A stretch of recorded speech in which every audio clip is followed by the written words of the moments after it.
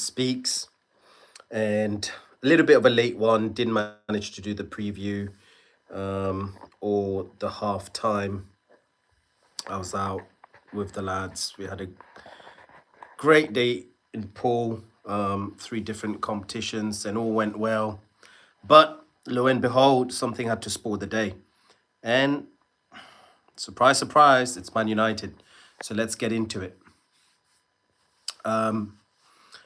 First half, well, Fletcher's first game as United boss started as expected. I think everyone expected, everyone knew it. It would start in a 4-4-2 or 4 at the back. It was a 4-2-3-1 to be precise. And it was a little bit apprehensive, not quite there. I think first half was a half to forget, really. So I'm not going to deliberate too much on that. Aiden Heaven, own goal. I'm surprised he picked Aiden Heaven in a way. Again, it's that emotional part of management. Aiden Heaven cost us a goal the last match, and he's a young defender. I mean, I'm not going to go in on him. He's been great. Just 1 second. Not going to go in on Aiden Heaven. He's been great, but he's cost us a win in the last match. So I'm surprised he plays again. And also, the defenders, it's all right if we don't have a right-footed right centre-back on the bench or anywhere in the squad. We'll play 2 left-footed centre-backs. But when we've got Lenny Yoro, we've got Harry Maguire, we've got players, we've got alternatives, why are we going with 2 left-footed centre-backs playing together? That was annoying to see. But again, it's Fletcher's first game, so I'm not going to be ultra critical, super critical. I think we're, but it's a very valid point for me. I expected Lenny Yoro to start. I think, in my opinion, he should have started. Lenny Yoro and Martinez. Take Aiden Heaven out of the firing line. We had the same. With Lenny Yoro. He started pre-season fantastic. He started the campaign for Man United in great spirits, but then he made a couple of mistakes, and the manager, Amarim, credit to him, took him out of the firing line. I think took him off at half-time. Next match he played the first half. Another time he played the second half. And I think that's the way we should manage young defenders, but not to be. Aiden Heaven, wild deflection. He went with his left foot there. Surprise, surprise, he's a left-footed centre-back. He should have gone in with the right, cleared it for a corner, but lo and behold, went there with the left foot. I think he was focusing too much on keeping his hands out of the way, and took a wicked deflection. Goalkeeper in no man's land, not his fault. 1-0 down. I think United struggled to really get back into the game. But for me, the main point, because we were all adapting to the match, we were all trying to find our feet, first match, etc. Under Darren Fletcher. I don't think we were brave enough. I don't think the speed was there. And consequently, I think Shesko was totally off the boil. He had 2 chances, in my opinion, that he should have done way better, did not. So that wasn't good. But they went back in at half-time and came out a completely different team. I mean, maybe I was focusing a lot more in the second half as well, but I loved the performance. And let's go through the team. We've spoken about the defenders, Martinez and Heaven there. Heaven cost us the first goal. Martinez, we'll cover that in a minute. But he played well. The fullbacks were all right. Um, but the central midfielders, Casemiro and Ugarte, for me, they were brilliant. For me, they were absolutely brilliant. Ugarte was all over the pitch. I don't know if anyone saw that, but as a Man United fan, I just felt if Ugarte was there, we'll win the war.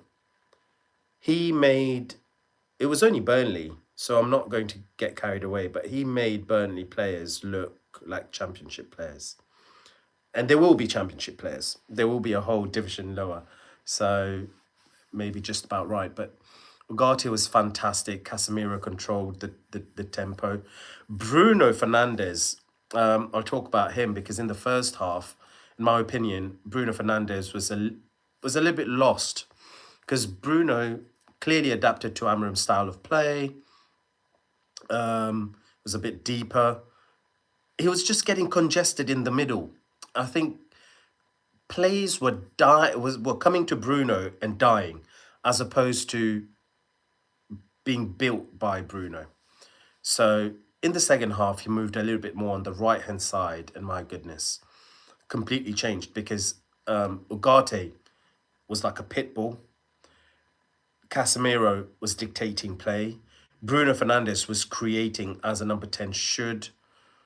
And second half brought 2 goals from Juan Shesko, of all players.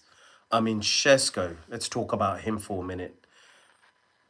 I think he was poor first half because, again, he's a number 9. He's a typical out and out number 9 for me. And who has been a typical number 9 for Man United in recent terms successful? For me, I go no further than Ruud van Nistelrooy. Now, if you're going to play Ruud van Nistelrooy and don't play Solskjaer, Scholes close to him, don't have Giggs and Beckham whipping the balls, Ruud van Nistelrooy becomes redundant. Fletcher knows that, and Fletcher changed things up. Dorgu was on the left-hand side, whipping in crosses, one of those converted by Benjamin Sesko. Dalot was trying to do the same on the right-hand side. Cunha was interchanging with Bruno Fernandes on that right-hand side, and Cunha was doing a lot of the running of the ball. Bruno Fernandes was playing the balls in, and that yielded in a goal. Bruno Fernandes plays a wicked ball from that right-hand channel onto Shesko. Dispatch first time, equaliser. Then, great ball worked onto the left-hand side, left-hand wing. Patrick Dorgu, great cross in, first time touch by Shesko, the back of the net. 2 excellent finishes. I mean, you'd think he was on about 10 goals already at the for the season, the way he took them. So all credit to him. But his success is going to be super dependent on the placements of the other players. That's a fact. And that's where Amorim went wrong. Just did not have the support for Shesko in the way that he should have. There was support coming, but it was always playing the ball. Again, we go back towards the emotional aspects of management. Shesko is not so confident at the moment to be able to bully and be bullish and keep the ball, etc. That's not what he's about. Not right now. And don't make that about him. Start getting him to do that when he's sitting on about 10 goals and he's already built a secure name for himself in the fan base, in the footballing world, and he can bring other people into play. Brilliant. Right now, let's just focus on getting this guy hitting the back of the net. So 2-1 up, we were attacking. We were attacking aplenty. I mean, Shesko could and should have scored, got his hat-trick in my opinion. missed a number of chances, but we concede one attack on the other side, and of all players, Martinez, our standing captain after Bruno left, for me, just got turned, was in no man's land, and we conceded a top corner finish from Burnley. 2-2. Unfair result, if you ask me. I think United should have won, but we are making a habit of drawing. This is 3 draws in a row, and we're making a habit of drawing and dropping points against much lesser opposition. With all due respect to them, Wolves, we've dropped points. West Ham, we've dropped points. Everton, we've dropped points. Burnley, we've dropped points. Who else is at the bottom? Leeds, we've dropped points. Just can't continue like this. We've clearly got a mental block on top of everything. Every time we threaten to go into the top 4, we don't win. We either draw or we lose. We just don't win. It's an issue. But I don't want to deliberate on the negatives, because that second half got me more excited than probably any other game that United have played so far. I mean, my goodness, we were at it. We made them look much weaker, literally from another division. We were in complete domination. And the stats read, Man United registered 30 shots this match. 30, out of which 10 were on target. 67% possession.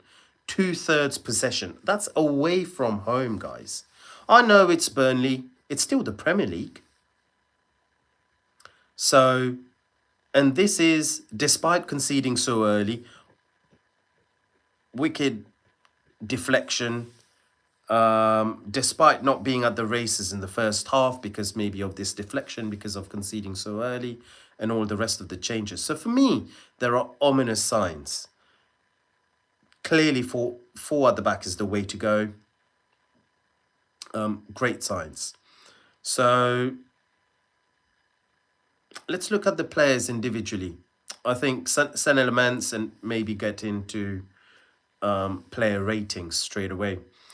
Sen elements for me conceded a on goal through a deflection, could do nothing, and the second one was a worldie. Both goals were as a result of mistakes from the centre halves. Not his fault. I'd give some Sen elements above average. He didn't do much in the game, so I can't be super generous with him. But listen, this guy, touchwood, just thank God, he's just being a steady Eddie, isn't he? He's there when needed.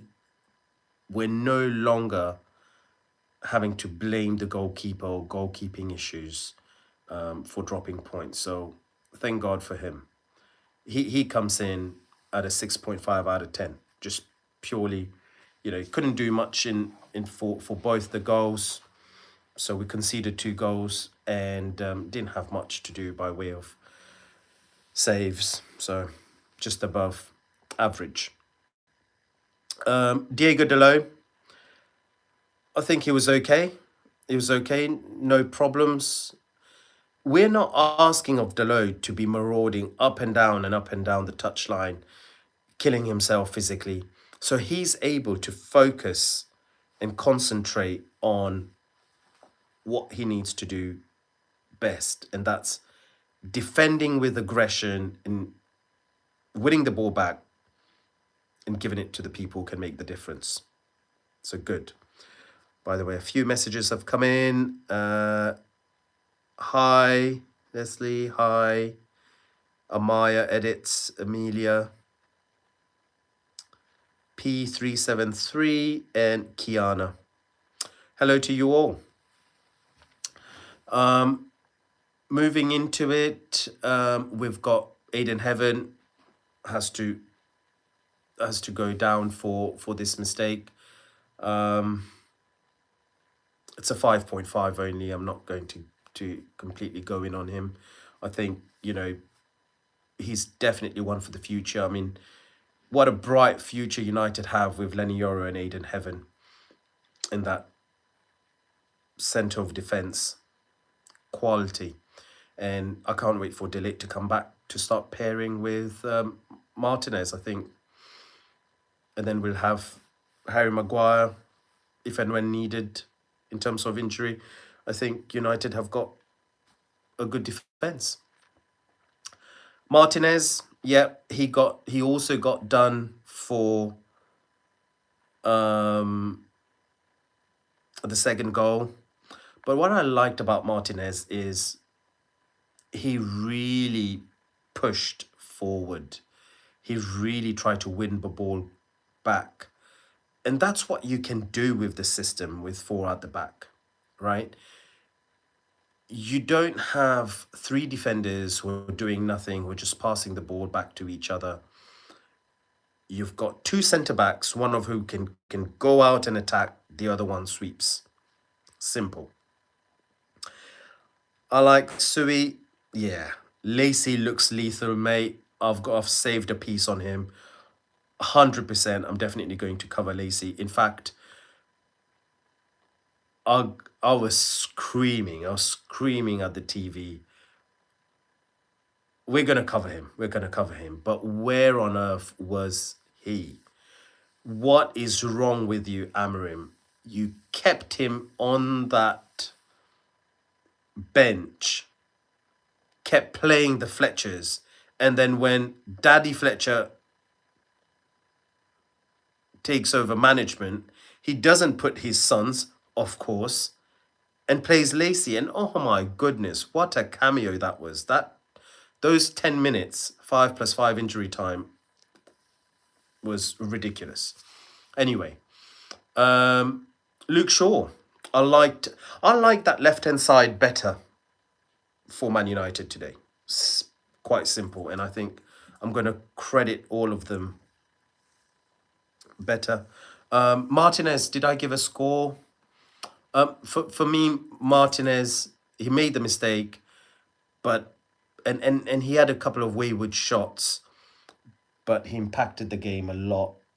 He contributed a lot to us winning the ball back early, winning the ball back in their halves and building on. So I'll give him a 6 because, obviously, had he not made that mistake, I think we go on to win this game by more than 1 goal.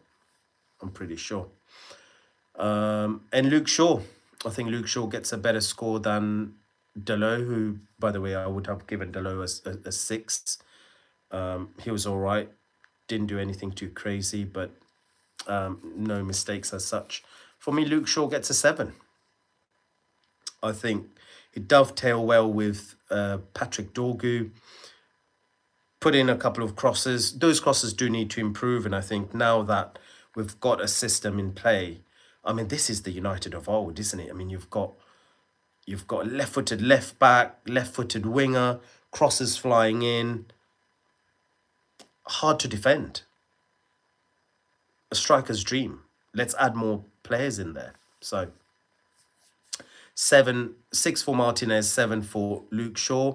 We come into the midfield. Casemiro, really like what I saw from him. I think he plays well with Ugarte. To be very honest with you, if Ugarte puts in performances like this, I think anyone's going to be able to play with him. But Casemiro is solid. One of the most consistent players this season, actually. He's had a couple of stinkers, Casemiro has, but wherever we end this season, he's had a big hand to play because midfield has been on his shoulders. Bruno Fernandes has not been able to carry midfield, and why should he's number 10 is more attacking. Sometimes Mainu's played, Ugate's played, Bruno's played, and Jack Fletcher's played there. But I think, you know, that pivot, real consistent player in there so far this season is Casemiro, 7.5. His buddy, Ugarte, my goodness. I think I give him man of the match. For me, maybe I'm just super shocked at his performance, but I'll give him man of the match with 8.5. I just didn't expect it so soon. I just didn't expect what I saw. Ugarte was winning everything. He was all over the pitch. And, long may it continue. Butterbean, glory, glory, Man United. You had your 90s and early noughties. Now enjoy this period. Yeah, we've been enjoying this period now, last 10, 12 years, mate. We're still there supporting the team, supporting the club. We'll never go away. This is our most trying period, but, you don't leave your own behind. So we will enjoy this period. So that's the 4-2. And in the 3, let's start with Cunha. Cunha and Bruno, I think we may have a slight issue there. I think they both like to take shots, make the difference, don't have a focus on retention of the ball, more so creation and making things happen. Cunha is a little bit more of an impact player, doesn't get involved quite as much like Bruno. Resembles Rashford a bit to me. I think, look, we like Cunha. The few performances that he's put in well. This is Simba for all of you. The performances, the games that Cunha has run for Man United, I mean, they're full of quality, full of energy, and he is a genuine ball carrier. But he also gives the ball away a lot. Bruno can give the ball away. So we have got to have a genuine mix in there when Bruno and Cunha both are playing, because they're both risk-taking players, can create something out of nothing. But quite simply on quality, obviously Bruno at the moment is untouchable, and Cunha is very hit and miss. So this is one to watch when we get all of our players back. In my opinion, it might be better to go with a Mason Mount first and then start managing Cunha back into the side, let him create against, players once they're a little bit more tired, build his confidence that way, and then get him back into the starting lineup. But this match in particular, first half, wasn't too impressed. Second half, out of everyone, I don't think I was.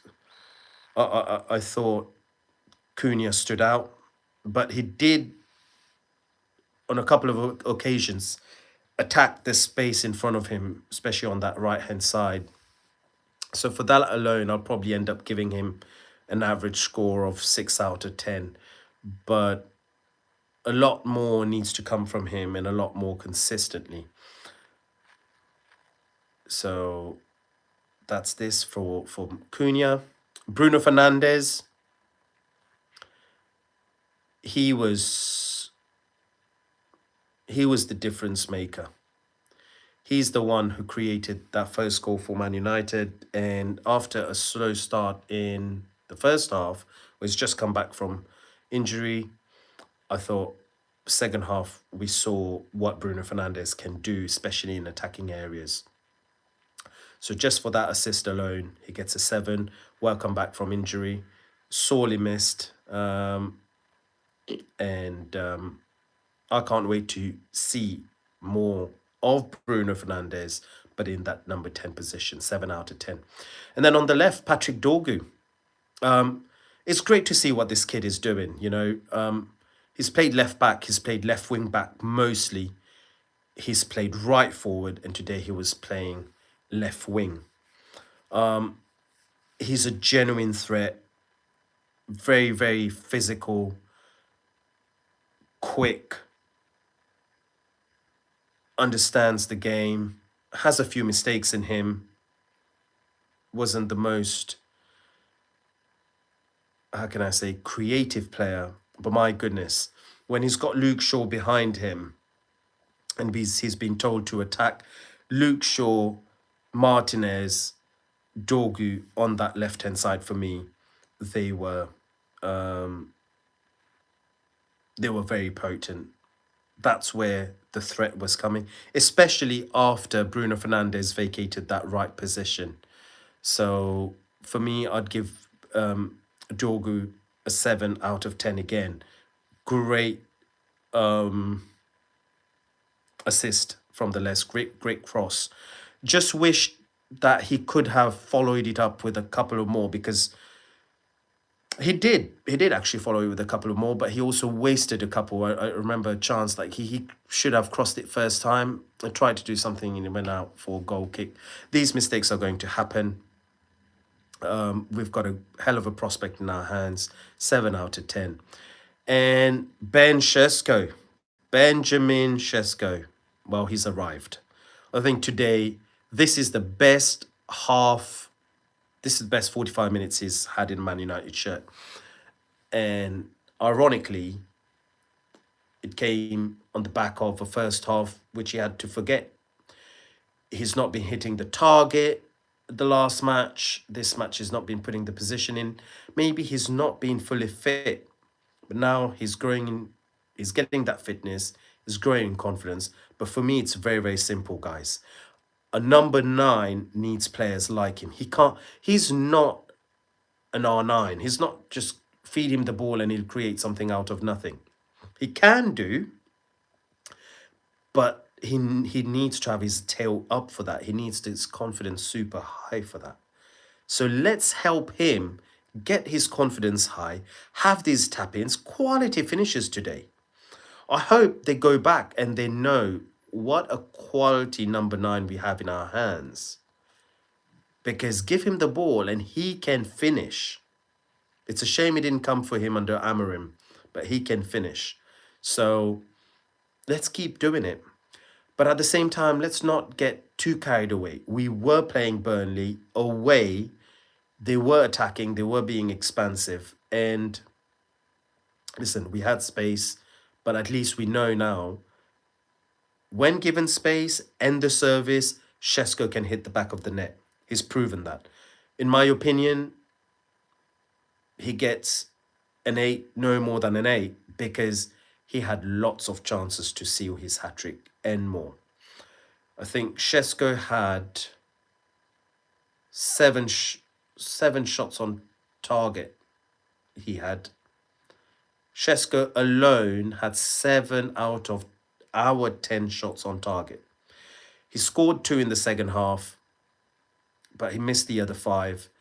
And arguably 2 shots in that second half could and should have been converted. That one cutback, I can't remember whether it was from Shaw or Dorgu. He scuffs it.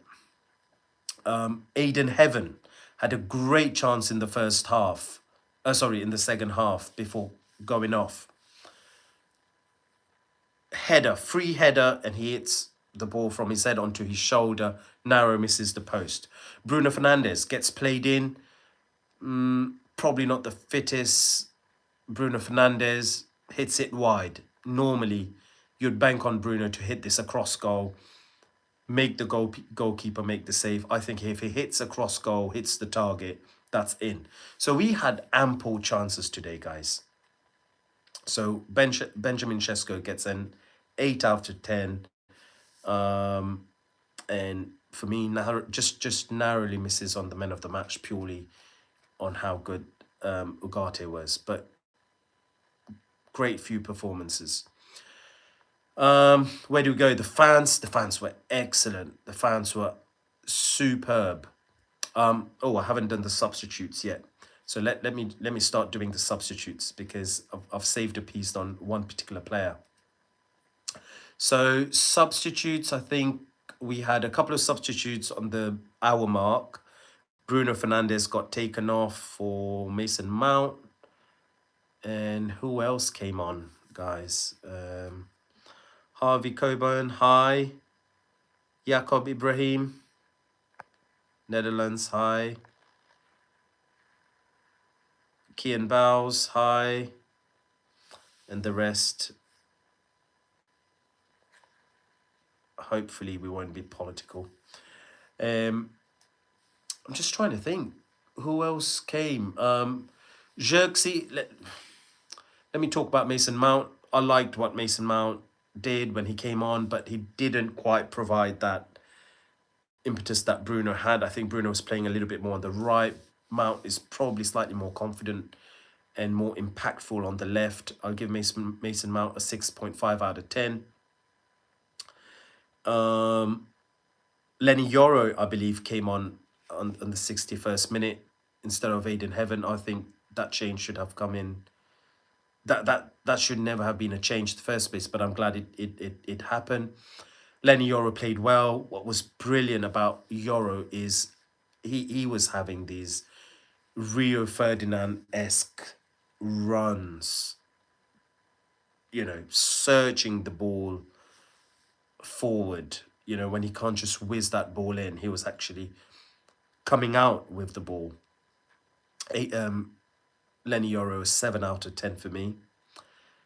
And then Casemiro came off and Kobe Mainu came on. Guys, perhaps I'm gonna be controversial, but this shouldn't be. For me, Kobe Mainu gets the lowest score of any Man United player. He gets a 5 out of 10. That's a generous 5 out of 10. For me, Kobe Mainu didn't do much good, if at all, any. He was taking pot shots, absolutely stupid shots. Like he's barely played games and he's shooting from 40, 45 yards. What on earth was he doing there? He was slow to it. Even his tackles were slow. He stamped on a player when it was not needed. He was just slow to the mark. And for me, if Casemiro continues in this match instead of Kobe Mainu, we win this match. His introduction brought the tempo down. And I'm not going in on him because I don't like him. I just think he was not ready and it was too soon. Hi, Debbie Walker. Great to have you here. And for me, it's just a little bit of a reminder, guys. We have our biases. We've got an eye into the World Cup with England. As Man United fans, we would love to have Kobe Mainu represent England, play, and my goodness, the last time he's been playing for England, it was quality. That all is brilliant, but I don't think Amorim had an agenda against Kobe Mainu. Guys, he's not at it. And at the same time, I feel a bit of sympathy for Kobe Mainu because he's not been played as much and he's just come back from injury. He was just off the pace.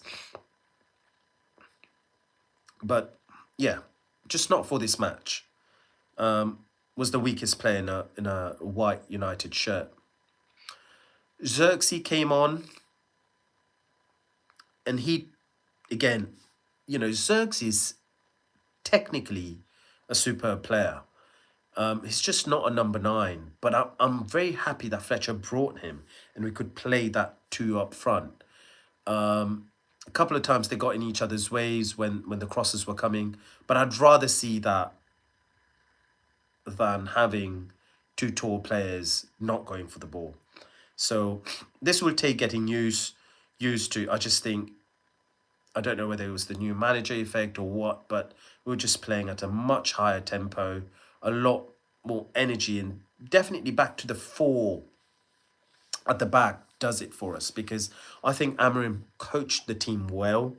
We clearly had a plan. We clearly had a way of attack. We just didn't have the numbers.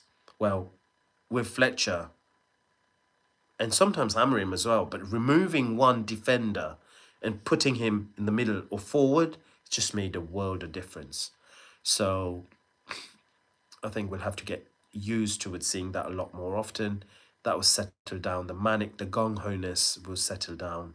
And I think then we'll be able to take stock as to where we're at overall. And last but not least, my goodness, Lacey came on. I didn't even see this substitution. Who did he come off for? Did he replace Cunha? I think Xerxes replaced Cunha. I can't remember who Lacey came on for. Perhaps it was Dorgu. I don't know, guys. But my goodness. He got that ball, I think his first touch. And I thought, who's that? He cuts in. And that ball deserved to be at the back of the net. The quality on that shot deserved to be in the back pages of every newspaper tomorrow. It was superb. I lost my shit. It crashed against the bar. And I thought, who is this guy? I mean, I've seen Lacey play. And for my life, I could not understand why Amorim has not played him. But today, in the Premier League, I just didn't expect him to be able to do that. And he had a few other good interchanges. He was getting the ball. He was looking confident. And then in stoppage time, he gets the ball again. And he lets rip. And I thought, this can't be him. He's got power. He's a slender young player. And that ball just took a little bit of elevation, was trending towards that top corner. And it just took a little bit of elevation and wide drifted towards the end. But what a player we have on our hands here, guys. My goodness. Why did Amorim not play him? Because I've seen him on that bench at least 10 times in the last 2.5 months or so. At least. And I've said it on here. Why isn't he playing? I think Amorim went through a whole game without substitutions. We're trying to attack. And this is what I mean, guys. I didn't want to really talk about Amorim, but it's Fletcher's first game. It's Man United's first game without Amorim. Of course, he's going to be mentioned. I'm actually an Amorim fan. I think he's a great guy. He's a great coach. He's maybe got a little bit too ahead of himself. He never showed any great in-game management skills. He's got to learn that. He's got to learn that. Started getting a little bit better, but he's got to learn that. His emotional understanding of the game is not there.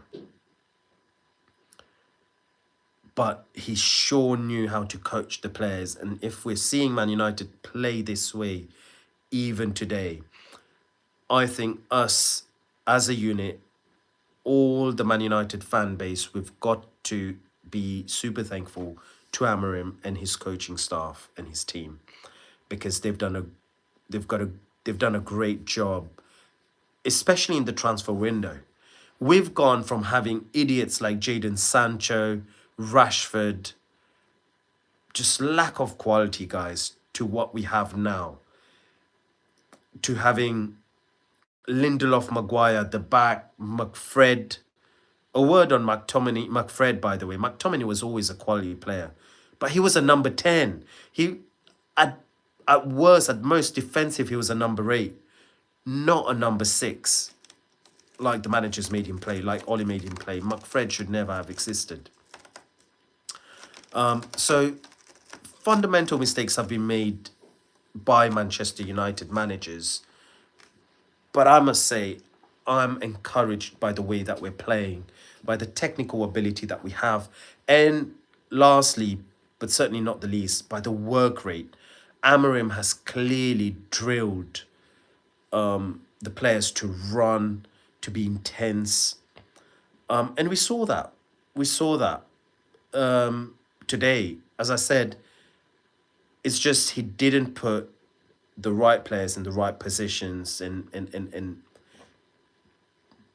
just didn't play the right system, in my opinion. Didn't adapt correctly. Didn't make the right changes, be it system or personnel. So that's the mistake that he's made. And I really do hope Fletcher or whoever is on, that we can just work on that mentality, bring in that killer instinct, throwing the kitchen sink, guys. Today I spent a lot of time just listening to Sir Alex Ferguson, listening to Bobby Charlton, listening to just United legends.